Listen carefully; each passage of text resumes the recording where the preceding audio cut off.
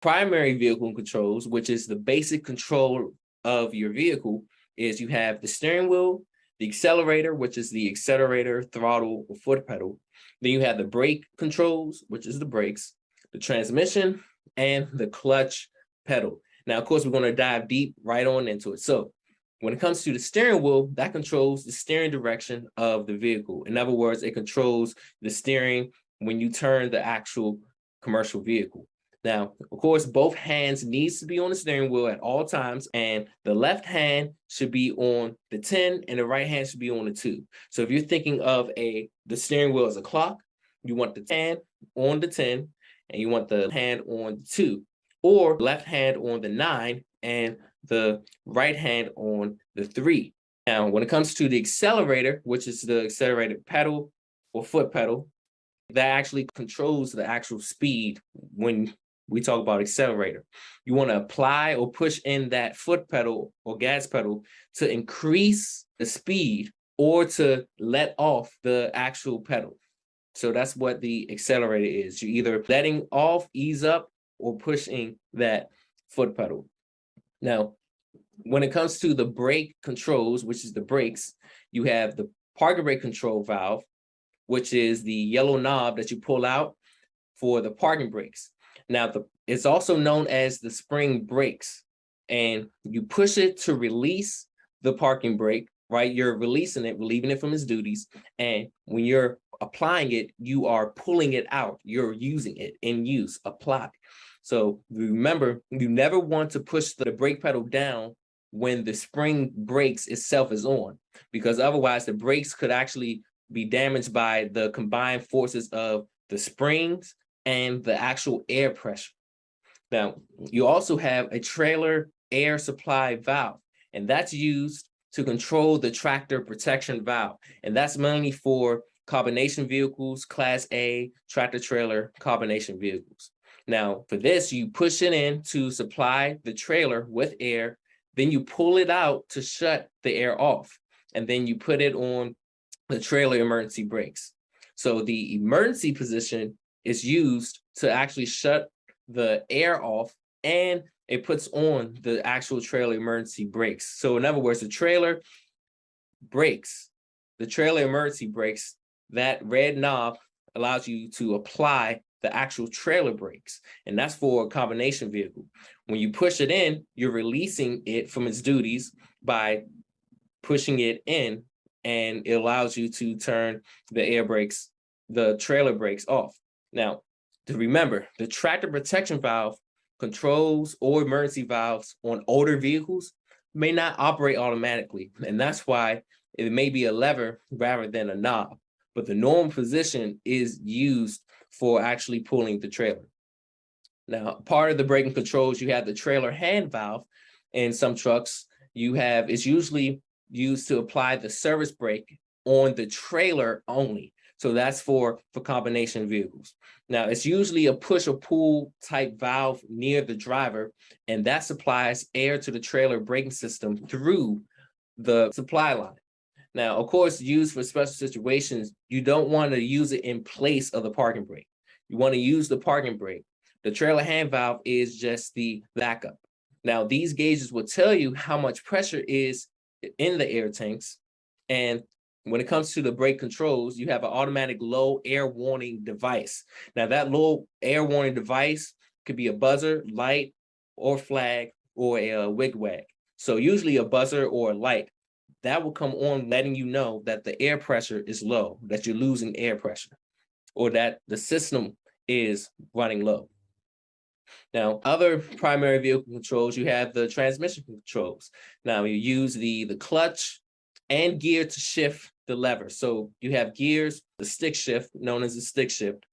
You use the gears and amount of the power, and it's being supplied to the engine, and it depends on the type of transmission or the type of vehicle that you are operating. And of course, you have a splitter valve in that stick shift, and that is used to give the extra gears more control, or knob or switch more force, more power as you are shifting those gears. So that's the switch on the actual gear shift lever. So for example, if you have a 13 or 18 speed transmission, you need that speed lever to help you go into higher gears. And that's for manual transmissions. Manual transmissions, you manually change the gears using a clutch and a gear shift lever. Now, for transmission controls, you also have a semi-automatic transmission. So certain vehicles has a clutch and a gear shift lever or a control pad with push buttons. Now, some gears changes are done by either an onboard computer, while some are done manually. So it's kind of like a hybrid, if you will, of automatic versus a transmission. And that's what a semi-automatic transmission is, which is a semi-automatic versus a manual. And it's a hybrid, a combination of those two. Whereas automatic transmission is no clutch. You're only driving the gear shift lever or a touchpad, and the gear changes are done automatically. They're done through a board computer and hydraulics. So that's the main difference when it comes to the transmission controls. Now, when it comes to the clutch pedal, it's a process. When your foot is on the pedal, you have it where it's engaged. So that means the pedal is fully released. The foot isn't depressing the pedal. So it means that the engine and drivetrain are connected if the vehicle is in gear. Then you have free play when your feet is on the brake. So from the time the amount of movement possible without engaging or letting up the clutch, then the free play is normally about 2 inches. So it's just a matter of getting the feel of when you're using that clutch pedal. 3 is disengaging. So when you're actually disengaging or depressing the pedal 3 to 8 inches, the engine and drivetrain are usually separate and the clutch must be disengaged. So in other words, the clutch must be pressed down to start the engine or shift the gears. Then you have clutch brake. So then you have clutch brake will actually stop the transmission from turning. So in other words, when you push down the clutch, it brings the vehicle to a stop and it makes it possible to shift into a starting gear. So anytime you put the vehicle in stop, you have to push in that clutch in. And when you start the vehicle with a manual stick shift, you have to push in the clutch in order to start up the truck. Otherwise, it's just going to either jerk or it won't start up at all. And it could actually damage the engine. Now, when it comes to anti-lock brakes, anti-lock braking system or ABS is a computerized system that keeps the wheels from actually locking up. And it's an addition to the normal brakes that's used, and it helps keep the vehicle in a safe, controlled manner. Now, it's required to have in a commercial motor vehicle for vehicles that's made on or after March 1st, 1997, for trucks and other air brake vehicles on or after March 1st, 1998. Now, simple way of how anti-lock braking systems work, the sensors detect the potential wheel lockup. So if the wheel potentially locks up, the sensors will actually detect that. Now, how would you know if the vehicle is equipped with ABS? Well, commercial vehicles will have a ABS malfunction lamp on the instrument panel or on the dashboard. Now, you should only use ABS during dry roads and surfaces. Now, when it comes to auxiliary brakes and retarders, you want to help reduce the speed of the vehicle without excessively using or wearing the brakes down, because that slows the engine and it saves the brakes from the wear and tear. Now, 3 common types of brakes and retarders in a commercial motor vehicle are exhaust brakes, engine brakes, and electric retarders. Now, the exhaust brakes creates major restriction in the exhaust system, and it creates substantial exhaust back pressure to retard engine speed, and it offers some supplemental braking.